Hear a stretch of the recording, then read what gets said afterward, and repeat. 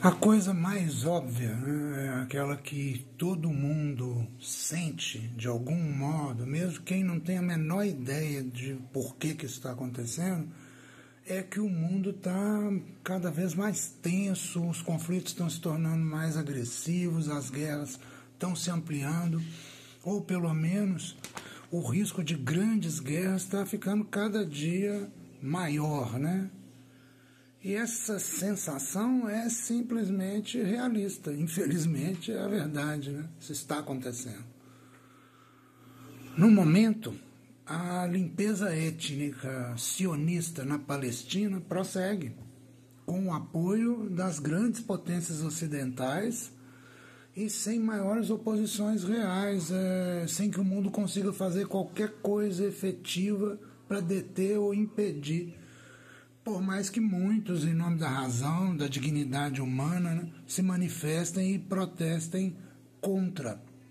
Mas também ninguém consegue deter a guerra por aproximação, a guerra proxy, né, como se diz, entre a OTAN e a Rússia, entre a Rússia e a OTAN, que ocorre na Ucrânia e que parece longe do fim ainda hoje e com alto risco de se ampliar, cada vez mais explosivo.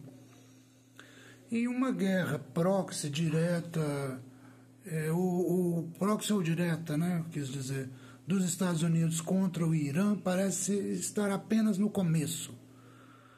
Neste e em outros conflitos armados internacionais, milhares, talvez dezenas de milhares de jovens estão morrendo todos os dias. Jovens em especial que são assim assassinados e, além disso, trilhões e trilhões em recursos produtivos que são simplesmente destruídos cotidianamente nesses campos de guerra. E o risco que isso se amplie para níveis ainda mais catastróficos é realmente cada vez maior. Isso foi o que eu escrevi há 20 meses atrás, em fevereiro de 2024, pelo menos foi publicado. Olha, eu sou o filósofo Paulo Fleury Teixeira e sou também médico especializado em cannabis medicinal e medicina preventiva, sanitarismo. E estou fazendo uma série de vídeos documentando essa análise que eu venho fazendo dessa situação de crise mundial progressiva, né, que a gente está vivendo, ou pelo menos preocupante, certamente, que a gente está vivendo há já alguns anos. Eu comecei a escrever sobre isso já há um bom tempo e estou documentando retrospectivamente. Essa análise que a gente vai registrar hoje é de julho, agora desse ano de 2025. Mas essa introdução foi do comecinho de 2024. E de lá para cá as coisas só confirmaram, né, essas tendências e o seu agravamento. Agora, o que eu queria mesmo era fazer uma pequena análise hoje das razões mais profundas dessa crise, que eu venho desenvolvendo já há pelo menos 5 anos, ou há muito mais anos, e que é o resultado do meu trabalho como pesquisador em doutorado e mestrado em filosofia, é o resultado da minha atividade como filósofo, sobretudo essa análise histórico-socioeconômica, que agora chega a um certo ponto, né, de maturação na análise justamente da crise contemporânea. Então, as razões para essa ampliação, né, que está acontecendo dos conflitos no mundo têm uma base real. Essas razões têm uma base real mais profunda do que apenas aquilo que se lê, que se considera no nível das disputas por hegemonia militar e geopolítica no plano internacional, o que está associado ao ressurgimento, né, o reerguimento de doutrinas e governos mais imperialistas. Na verdade, eu creio que tem, que eu entendo qual seja, que quero colaborar com quem puder e tiver interesse nesse entendimento também. O esclarecimento de uma base mais profunda que explica justamente esse ressurgimento, essas reemergências dos conflitos e das posições imperialistas no mundo contemporâneo. A realidade histórica está, até o momento, confirmando a minha análise. E que, sinteticamente, em linhas gerais, eu vou apresentar agora o seu fundamento econômico e, especificamente hoje, as características mais próprias da crise atual. Fato é, nós estamos em uma crise generalizada da economia mundial, do sistema econômico mundial, desde 2007. Essa crise vem sendo controlada, mitigada por injeções periódicas de trilhões de dólares pelos estados nacionais, suas diversas economias. E a crise tem como fundamento, como base, a concentração de riquezas extrema, continuada e progressiva, que resulta nessas dificuldades também progressivas de realização dos empreendimentos, dos investimentos na economia capitalista. A concentração excessiva e progressiva, continuada das riquezas, vai acabar levando a dificuldades também progressivas de realização dos investimentos na economia capitalista. Mas a economia capitalista é necessariamente uma economia de massas e expansionista.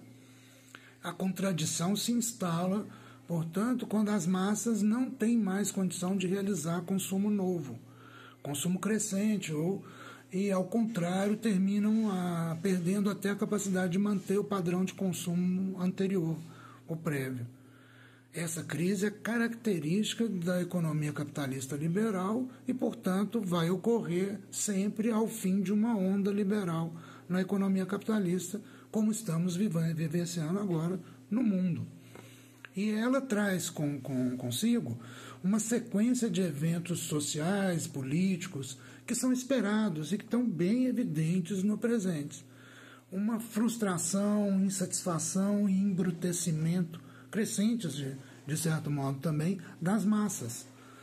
Como contraparte, mais autoritarismo, ascensão de ideologias e práticas fascistas contra certos alvos estigmatizados socialmente, especialmente por xenofobia, isso como associado a mais nacionalismo, mais imperialismo, mais militarismo, mais conflitos sociais e guerras.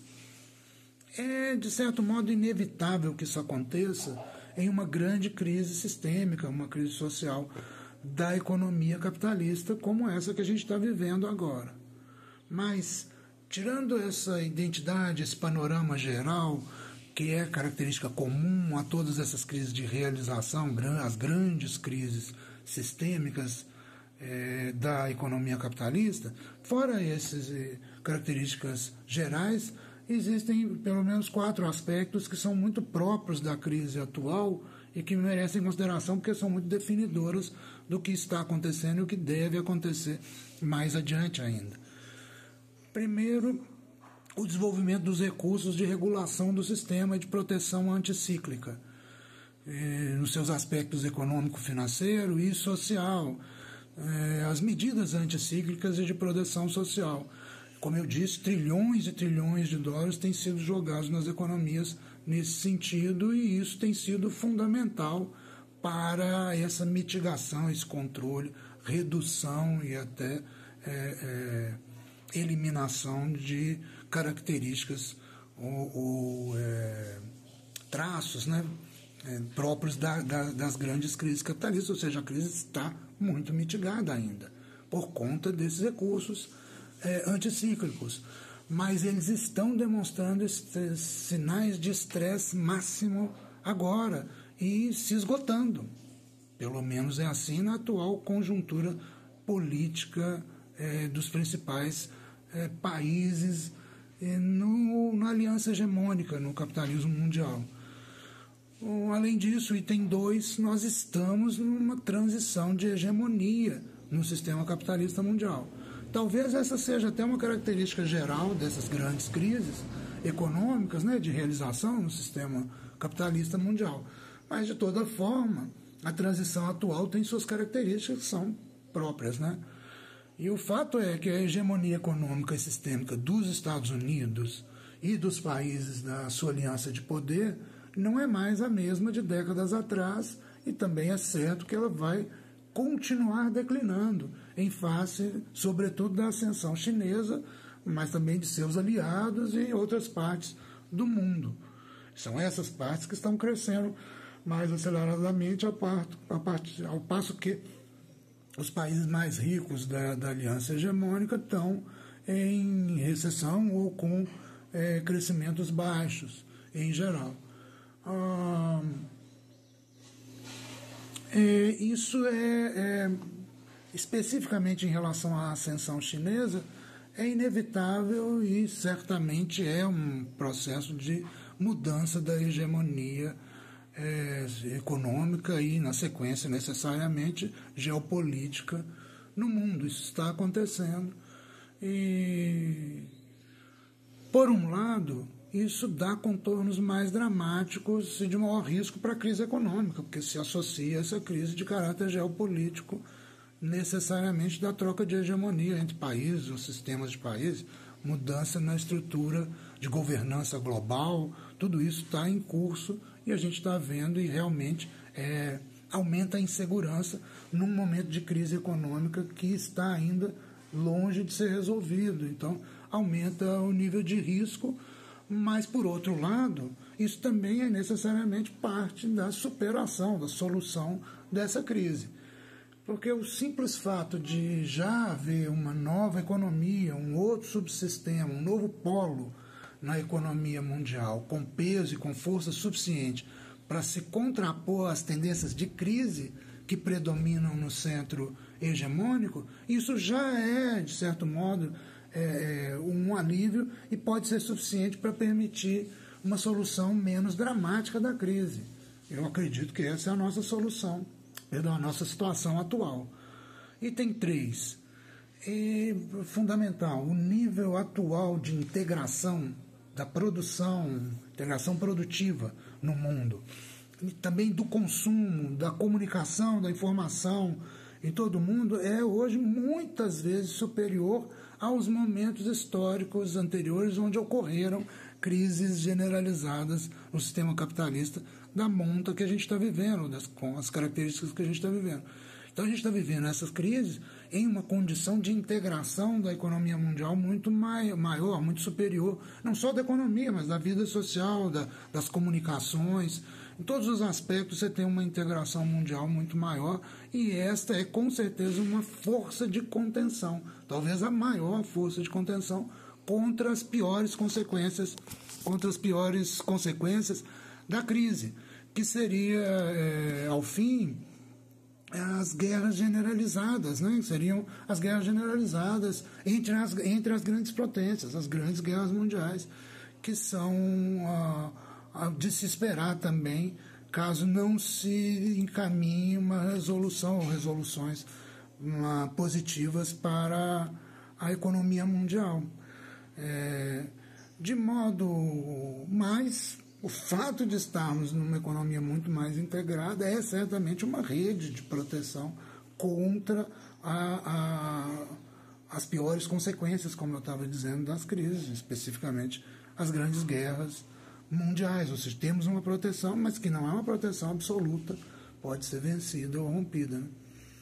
Além disso, e em compatibilidade, em coerência, né, em consonância histórica com esse nível de desenvolvimento tecnológico, produtivo e social integrado mundialmente que a gente tem hoje, a potência contra-hegemônica emergente na atualidade é socialista, o que deve conduzir a uma melhor integração e coordenação mundial e redistribuição das riquezas sociais mais facilmente do que aconteceu em períodos históricos passados, E são justamente essas duas vias as fundamentais para que a gente possa sair da atual crise.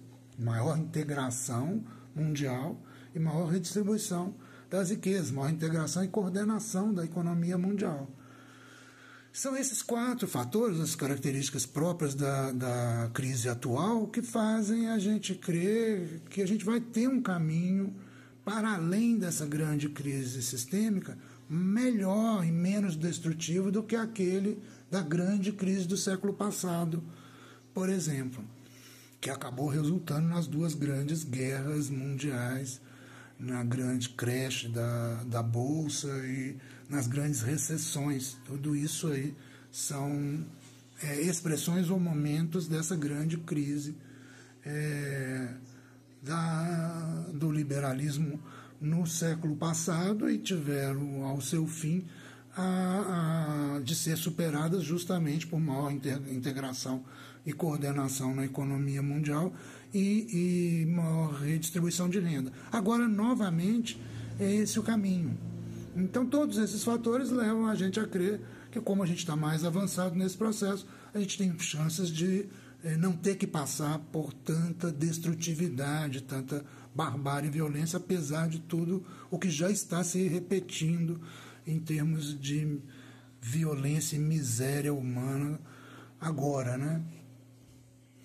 E agora, de todo modo, a solução é essa, né? Essas 2 vias, ou seja, desenvolver novamente melhor coordenação da economia mundial e num nível superior ao que foi desenvolvido a partir do final da Segunda Guerra Mundial, que a gente está realmente num outro nível, tanto em termos de conhecimento, quanto, sobretudo, em termos técnicos e práticos dessa integração e coordenação econômica e social a nível mundial, né? Então a gente vai avançar nisso e vai avançar também na redistribuição da riqueza social.